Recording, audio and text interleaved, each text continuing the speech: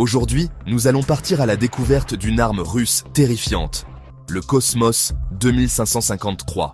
On se croirait dans une mauvaise série B. Pourtant, dans les confins silencieux de l'espace, une ombre inquiétante rôde au-dessus de la planète. Un vaisseau spatial russe en orbite, désigné sous le nom de code Cosmos 2553, et qui alimente depuis plusieurs années les craintes des stratégies militaires américaines. Lancé en février 2022, quelques semaines avant l'invasion de l'Ukraine, ce satellite aux ambitions troubles incarne une nouvelle ère de défiance et de tension internationale.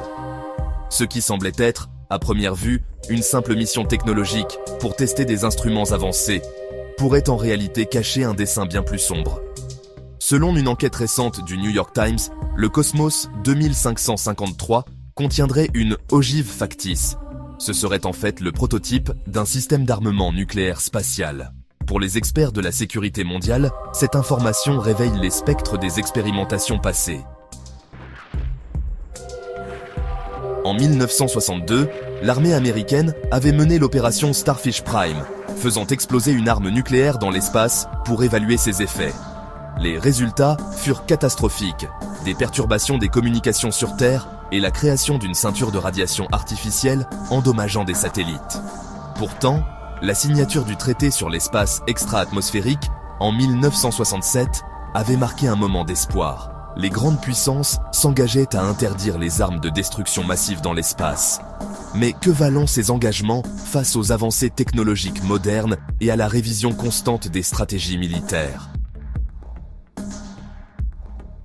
Tout au long de l'année 2024, la communauté du renseignement américain, en partenariat avec la force spatiale créée récemment, a discrètement enquêté sur les véritables capacités du Cosmos 2553.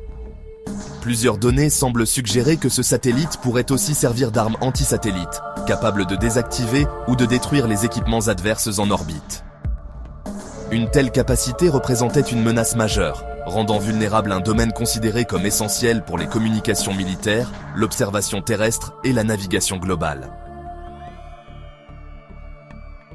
En réponse à ces accusations, le président russe Vladimir Poutine a fermement nié tout projet d'armement spatial, qualifiant ces rapports de propagande occidentale visant à justifier une militarisation de l'espace par les États-Unis. Cependant, ces déclarations n'ont pas suffi à dissiper les inquiétudes. La méfiance demeure, et la métastratégie russe semble s'inscrire dans la doctrine de la dissuasion asymétrique, où le développement d'armes stratégiques inédites renforce sa posture face à l'attitude belliqueuse de l'OTAN et de ses alliés.